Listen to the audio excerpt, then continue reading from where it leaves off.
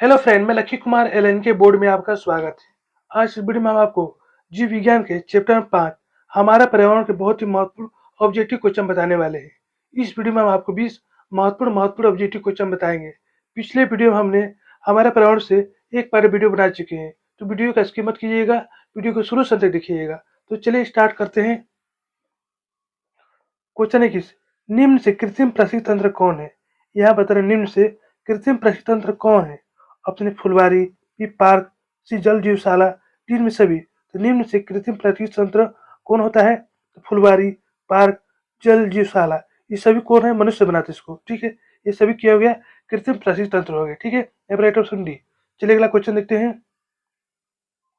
Question 22, सूर्य के विकिरण ऊर्जा के ग्रहण किस प्रशिक्षण तंत्र में किसके द्वारा किया जाता है? यहाँ बता रहा है सूर्य की विकिरण ऊर्जा का ग्रहण किस प्रशिक्षण तंत्र में किसके द्वारा किया जाता है? ऑप्शन उपभोक्ता, बी अपघटक, सी उत्पादक, डी में से कोई नहीं। तो सूर्य की विकिरण ऊर्जा का ग्रहण किस प्रशिक्षण तंत्र में किसके द्वारा किया जाता है? तो उत्पादक द्वारा। यहाँ पर ऑप्शन सी। उत्पादक कौन से हैं?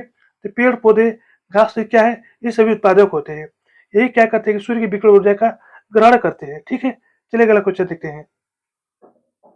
क्वेश्चन 23, किसी प्रशिक्षण तंत्र में जैव घटक होते हैं? यहाँ पता है किसी प्रशिक्षण तंत्र में जैव घटक कौन होते हैं? ऑप्शन ए प्रकाश एवं जल, बी पौधा एवं मृदा, सी हरे पौधे एवं जल, डी पौधे जानवर मनुष्य एवं सूक्ष्म जीव। तो किसी प्रशिक्षण तंत्र में जैव घटक कौन होते हैं? तो पौधे, जानवर, मनुष्य एवं सूक्ष्म जीव, ये सभी क्या है? जैव घटक है। ठीक है, यहाँ पर ऑप्शन डी। चलिए अगला क्वेश्चन देखते हैं। क्वेश्चन 24, प्रशिक्षण तंत्र में संपादित होने वाली मूल क्रियाएं है। यहाँ बताना आपको किसी प्रशिक्षण तंत्र में संपादित होने वाली मूल क्रिया कौन सी होती है? ऑप्शन ए ऊर्जा का प्रवाह, बी जैव और अजैव वातावरण के बीच आदान प्रदान, सी अजैव पदार्थों का चक्रीय पथ प्रवाह, डी में सभी। किसी प्रशिक्षण तंत्र में संपादित होने वाली मूल क्रिया कौन सी होती है? तो ऊर्जा का प्रवाह, जैव और अजैव वातावरण के बीच आदान प्रदान, सी अजैव पदार्थों का चक्रीय पथ प्रवाह। ये सभी क्या है? किसी प्रशिक्षण तंत्र में संपादित होने वाली मूल क्रियाएं है। ठीक है, यहाँ पर राइट ऑप्शन डी। चलिए अगला क्वेश्चन देखते हैं। क्वेश्चन 25, वन परिस्थिति तंत्र में हिरण होते हैं। यहाँ पर किसी वन परिस्थिति तंत्र में हिरण क्या होते हैं? ऑप्शन उत्पादक, बी प्राथमिक उपभोक्ता, सी द्वितीय उपभोक्ता, डी तृतीय उपभोक्ता। किसी वन परिस्थिति तंत्र में हिरण क्या होते हैं? हिरण जो तो प्राथमिक उपभोक्ता होते हैं। यहाँ पर ऑप्शन बी, इसे याद रखिएगा। चलिए अगला क्वेश्चन देखते हैं। क्वेश्चन 26, मैदानी परिस्थिति तंत्र में तृतीय उपभोक्ता है। यहाँ बताना किसी मैदानी परिस्थिति तंत्र में तृतीय उपभोक्ता कौन होता है? ऑप्शन हरा पौधा, फिर मेढक, सी ग्रास सुपर, टी सर्प। तो मैदानी परिस्थिति तंत्र में तृतीय उपभोक्ता कौन होता है? तो सर्प होता है। यहाँ पर ऑप्शन डी। उत्पादक कौन होता है? तो हरा पौधा जो होता है उत्पादक होता है। प्रथम उपभोक्ता कौन होता है? तो ग्रास सुपर होता है। द्वितीय उपभोक्ता कौन होता है? तो मेढक होता है। और तृतीय उपभोक्ता कौन होता है? सर्प होता है। इसे याद रखिएगा। यहाँ पर ऑप्शन डी। चलिए अगला क्वेश्चन देखते हैं। क्वेश्चन 27, सरदार सरोवर बांध किस नदी पर स्थित है? ये भी काफी महत्वपूर्ण क्वेश्चन है। यहाँ बताना सरदार सरोवर बांध किस नदी पर स्थित है? ऑप्शन ए यमुना नदी, बी नर्मदा नदी, सी ताप्ती नदी, डी सतलज नदी। तो सरदार सरोवर बांध किस नदी पर स्थित है? तो नर्मदा नदी पर। यहाँ पर ऑप्शन बी।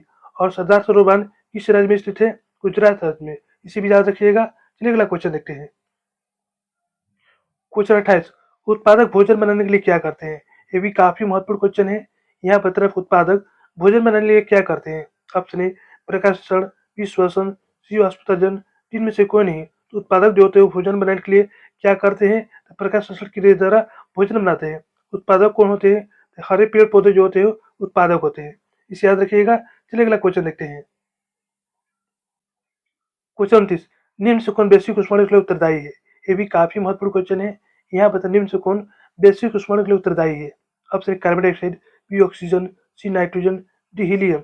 निम्न से कौन वैश्विक उष्मांक के लिए उत्तरदायी है? तो कार्बन डाइऑक्साइड। यहाँ पर ऑप्शन है वायुमंडलीय कार्बन डाइऑक्साइड कितना प्रतिशत पाया जाता है? तो 0.03% पाया जाता है। ठीक है, और ऑक्सीजन कितना पाया जाता है? Oxygen 21%, nitrogen 78%। इसे याद रखिएगा। चलिए अगला क्वेश्चन देखते हैं। क्वेश्चन 30, किसी परिस्थिति तंत्र में ऊर्जा ग्रहण करने वाले कौन होते हैं? यहाँ पर किसी परिस्थिति तंत्र में ऊर्जा ग्रहण करने वाले कौन होते हैं? ऑप्शन उत्पादक, बी उपभोक्ता, सी अपघटनकर्ता, डी सूक्ष्मजीवी। तो किसी परिस्थिति तंत्र में ऊर्जा ग्रहण करने वाले कौन होते हैं? तो उत्पादक होते हैं। यहाँ पर एक ऑप्शन है उत्पादक कौन होते हैं? हरे पेड़ पौधे होते हैं। ये सूर्य का कितना परसेंट ऊर्जा ग्रहण करते हैं? तो 100 में से इसका 10% भाग ये ग्रहण करते हैं। इसे याद रखिएगा। चलिए अगला क्वेश्चन देखते हैं। क्वेश्चन 31, निम्न से कौन आहार श्रृंखला का निर्माण करता है? यहाँ बता निम्न से कौन आहार श्रृंखला का निर्माण करता है?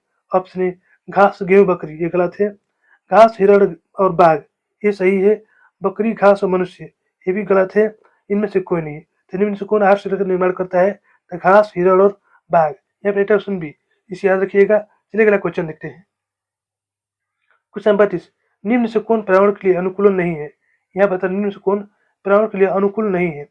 ऑप्शन पैदल चलना, बी साइकिल चलाना, सी मोटरसाइकिल चलाना, इनमें से कोई नहीं। निम्न से कौन पर्यावरण के लिए अनुकूल नहीं है? तो मोटरसाइकिल चलाना ये पर्यावरण के लिए अनुकूल नहीं है। इससे क्या होगा कि पर्यावरण जो है प्रदूषित होगा, जबकि पैदल चलना, साइकिल चलने से पर्यावरण प्रदूषित नहीं होता है। ठीक है, यहाँ पर राइट ऑप्शन सी। चलिए अगला क्वेश्चन देखते हैं। क्वेश्चन 33, पराश्रित तंत्र में ऊर्जा का प्रवाह होता है। यहाँ पर किसी पराश्रित तंत्र में ऊर्जा का प्रवाह कैसा होता है? ऑप्शन एक दिशीय, बी द्विदिशीय, सी बहुदिशीय, इनमें से कौन नहीं? तो किसी पराश्रित तंत्र में ऊर्जा का प्रवाह कैसा होता है? एक दिशीय होता है। यहाँ पर राइट ऑप्शन है, यानी कि एक ही दिशा में ऊर्जा का प्रवाह होता है। ठीक है, चलिए अगला क्वेश्चन देखते हैं। क्वेश्चन 34, इनमें से कौन प्राथमिक भोक्ता है? यहाँ बताना आपको इनमें से कौन प्राथमिक भोक्ता होता है। ऑप्शन ए घास, बी हिरण, सी बाघ, इनमें से कोई नहीं। इनमें से कौन प्राथमिक भोक्ता होता है? तो हिरण जो होता है प्राथमिक भोक्ता होता है। यहाँ पर राइट ऑप्शन है, जबकि बाघ क्या होता है? ये द्वितीय भोक्ता होता है। और घास क्या होता है? ये उत्पादक होता है। ठीक है, चलिए अगला क्वेश्चन देखते हैं। क्वेश्चन 35, अंडाकृति के ऊपर ओजोन के स्तर में आई कमी को क्या कहते हैं? यहाँ पता रखो, अंडाकृति के ऊपर ओजोन के स्तर में आई कमी को क्या कहा जाता है? Option CFC, B aerosol, C ozone छिद्र, तीन में से कोई नहीं। अंटार्कटिका के ऊपर ओजोन के स्तर में आई कमी को क्या कहा जाता है? तो ओजोन छिद्र कहा जाता है। यहाँ पे ऑप्शन सी। चलिए अगला क्वेश्चन देखते हैं। क्वेश्चन 36, पर्यावरण के अंतर्गत आते हैं। यहाँ पर पर्यावरण के अंतर्गत कौन आते हैं? ऑप्शन जल मंडल, बी स्थल मंडल, सी वायुमंडल, तीन में सभी। तो पर्यावरण के अंतर्गत कौन आते हैं? जल मंडल, स्थल मंडल, वायुमंडल, ये सभी के हैं, सभी पर्यावरण के अंतर्गत आते हैं। ठीक है, यहाँ पर ऑप्शन डी। चलिए अगला क्वेश्चन देखते हैं। क्वेश्चन 37, CFC का व्यापक उपयोग किसमें होता है? भी काफी महत्वपूर्ण क्वेश्चन है। यहाँ बताना CFC का व्यापक उपयोग किसमें होता है? ऑप्शन एयर कंडीशनर में, बी रेफ्रिजरेटरों में, सी इंजनों में, इन सभी में। CFC का व्यापक उपयोग किसमें होता है? एयर कंडीशनर में, रेफ्रिजरेटर में, इंजनों में, इन सभी में क्या होता है कि CFC का व्यापक उपयोग होता है। यहाँ पे ऑप्शन डी। अब देखिए CFC का फुल फॉर्म क्या होता है?